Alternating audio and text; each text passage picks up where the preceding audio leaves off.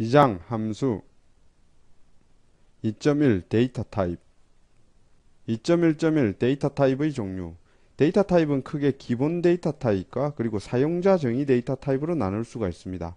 C 언어에서 기본 데이터 타입은 캐릭터, 쇼트, 그 다음에 인트, 롱, 플로트, 더블 총 기본적인 데이터 타입은 6가지 정도로 나눌 수 있습니다. 캐릭터, 쇼트, 인트, 롱 같은 경우에는 정수형 데이터 타입입니다. 그리고 플로트와 더블은 실수형 데이터 타입이라고 보시면 됩니다.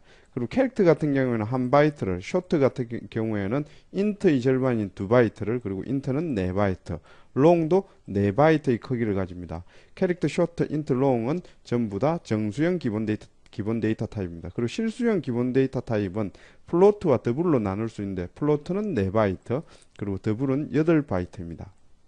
기본 데이터 타입은 시스템에서 직접 제공해주는 데이터 타입이기 때문에 소스 코드 내에서 이 기본 데이터 타입을 그냥 사용하기만 하면 됩니다. 이에 반해 사용자 정의 데이터 타입 같은 경우에는 사용자가 직접 데이터 타입을 정의해서 사용하게 됩니다. 이때 데이터 타입을 정의하기 위한 키워드가 바로 스트럭입니다. 이 스트럭 키워드를 이용해서 사용자가 직접 데이터 타입을 만들고 그 데이터 타입으로 변수를 선언할 수가 있습니다. 2.1.2 사용자 정의 데이터 타입. 우리는 앞에서 인트나 플로트, 더블과 같은 기본 데이터 타입의 변수를 선언하고 메모리를 생성한 적이 있습니다. 기본 데이터 타입 같은 경우에는 그냥 사용만 하면 되기 때문에 큰 문제가 없습니다. 하지만 사용자 정의 데이터 타입 같은 경우에는 사용자가 직접 데이터 타입을 만들어 쓰기 때문에 만드는 작업부터 해야 됩니다. 먼저 사용자 정의 데이터 타입을 만들어 보도록 하겠습니다. 사용자 정의 데이터 타입을 만들기 위해서는 스트로크 키워드를 이용해서 이와 같이 이름을 주면 되겠습니다. 이렇게 스트로크 person이라고 하면은 새로운 데이터 타입, 사용자 정의 데이터 타입 person이라는 데이터 타입이 만들어지는 것입니다. 그리고 가로로 묶어주고 세미콜론으로 이렇게 묶어준 뒤에 내부에는 변수의 집합으로 이와 같이 만들면 되겠습니다. 단순히 변수들로 이루어져 있지만 이 person 내부에 이 person이라는 새로운 사용자 정의 데이터 타입의 메모리 구조가 이 변수의 형태와 같다고 생각하시면 되겠습니다. person이라는 사용자 데이터 타입을 조금 더 자세히 들여다보면은 첫 4바이트 부분은 int형으로 이름을 num으로 주고 있다고 생각하시면 됩니다. 그리고 두 번째 4바이트 부분은 이름을 int형으로 age라고 주고 있으며 세 번째 8바이트 부분은 height라고 주며 다시 그 다음 8바이트는 weight라고 주어서 총 24바이트의 메모리 구조를 가진 새로운 데이터 타입이 만들어졌다고 보시면 됩니다. 그래서 person이라는 데이터 타입의 크기는 앞부분 4바이트, 4바이트, 8바이트, 8바이트를 합쳐서 총 24바이트가 되며 person 데이터 타입의 메모리 구조는 앞부분 int, 그 다음 부분 int, 더블 형태로 되어 있다고 생각하시면 되겠습니다. 새로운 사용자 정의 데이터 타입을 만들었으니 이 데이터 타입을 이용해서 변수를 선언해 보도록 하겠습니다. 이것도 데이터 타입이기 때문에 변수를 선언할 수가 있습니다. 이와 같이 person이라는 데이터 타입을 이용해서 시스템을 이렇게 이름만 주면은 새로운 변수가 하나 만들어지며 시스템은 24바이트의 메모리를 가진 변수가 되겠습니다.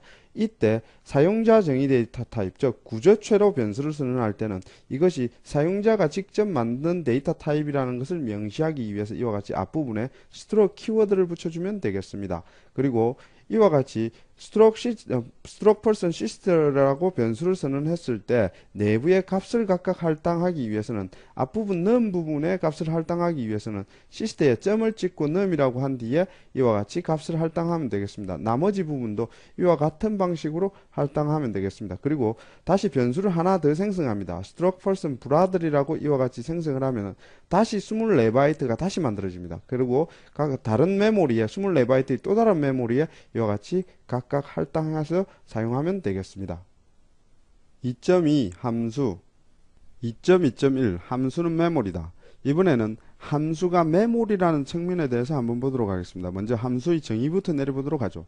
일단 함수는 메모리 덩어리입니다. 그리고 함수는 변수의 역할을 할 수가 있습니다. 그리고 함수는 작업을 묶는 단위라고 할 수가 있습니다. 여기서는 함수가 메모리 덩어리라는 측면에서 한번 보도록 하겠습니다.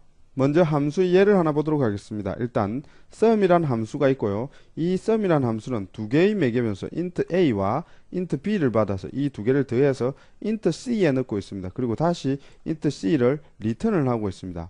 이 함수의 메모리를 계산하는 방법은요, 이 함수에서 사용된 모든 데이터 타입을 다 더해주면 되겠습니다. 그래서 매개 변수로 사용된 int a와 int b, 그리고 지역 변수로 선언된 int c, 그리고 return되는 int형의 값까지 합쳐서 총 16바이트의 메모리가 생성된다고 보시면 되겠습니다. 즉, 이 함수 sum이라는 함수를 호출하기 위해서는 반드시 16바이트의 메모리가 필요하다, 이렇게 생각하시면 되겠습니다. 함수를 호출하면서 이 16바이트의 메모리를 만든 이후에 함수를 호출하기 때문에 이와 같이 sum 1,2라고 호출을 하게 되면은 일단 16바이트의 메모리를 만듭니다.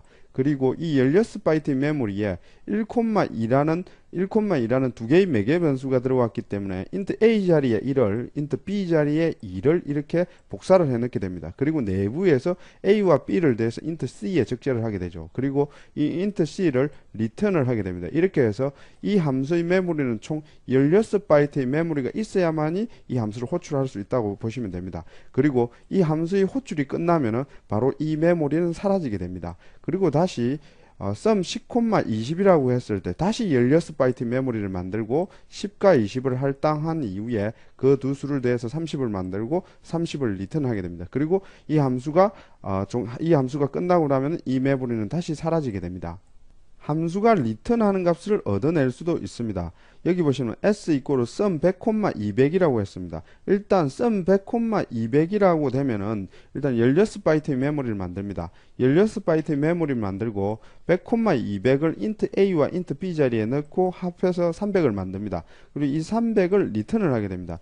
return을 할 때 이와 같이 s sum 100,2라고 했기 때문에 return 되는 값, 그 메모리 값이 s로 이렇게 복사되어서 return 되는 값을 얻어낼 수도 있습니다. 최종적으로 함수가 return 되면은 함수를 호출하기 위해서 생성했던 16바이트의 메모리는 사라지게 됩니다. 이 함수의 호출 절차를 한 번 더 따져보시면요, 일단 sum 100,200이 호출됩니다. 이 호출과 동시에 16바이트의 메모리를 만들게 됩니다. 그리고 메모리가 만들어지고 나면은 각각의 매개 변수를 매개 변수의 메모리로 복사를 하게 됩니다. 그리고 나서 int c를 계산을 하겠죠. 그리고 최종적으로 return 되는 값을 return을 하게 됩니다. return이 되고 나면 그 값을 다른 메모리로 이렇게 복사를 해서 얻어낼 수가 있습니다. 여기서 함수가 메모리라고 하는 것은 함수를 호출하기 위해서는 반드시 메모리가 필요하기 때문에 함수 자체를 하나의 메모리로 보아야 됩니다. 그리고 최종적인 그 메모리가 얻은 함수가 호출한 뒤에 그 결과값을 return으로 이렇게 얻어낼 수도 있습니다. 2.2.2 함수는 변수다. 이번에는 함수가 변수라는 것에 대해서 한번 알아보도록 하겠습니다. 일단 예를 보시면은 int a 7이라고 해서 a라는 변수에 7의 값을 할당하고 있습니다. 이렇게 되면은 a라는 메모리에 7이 들어가게 됩니다. 마찬가지로 sum 3,4라고 하면은 내부의 작업에 의해서 최종적으로 return에 의해서 return되는 그 메모리에 7의 값을 가지게 됩니다. 그렇기 때문에 a라는 변수도 7의 값을 가지며 sum 3,4라는 이 통변수도 하나의 7의 값을 가지게 됩니다. 그렇기 때문에 a도 하나의 변수의 역할을 하며 sum 3,4도 하나의 변수 역할을 한다고 볼 수 있습니다. 그렇기 때문에 A의 메모리에 있는 데이터를 다른 메모리로 복사를 할 수가 있습니다. 마찬가지로 sum 3,4에 있는 데이터의 값을 다른 메모리로 이렇게 얻어낼 수 있는 것입니다. 변수에 또 다른 값을 할당하는 재할당하는 예를 보도록 하겠습니다. int a 7이라고 해서 a에 7의 값이 들어 있습니다. 다시 a 10이라고 하면 7의 값은 사라지고 10의 값이 들어가게 됩니다. 마찬가지로 함수도 이와 같이 sum 3,4라고 했을 때 7의 값을 가지게 됩니다.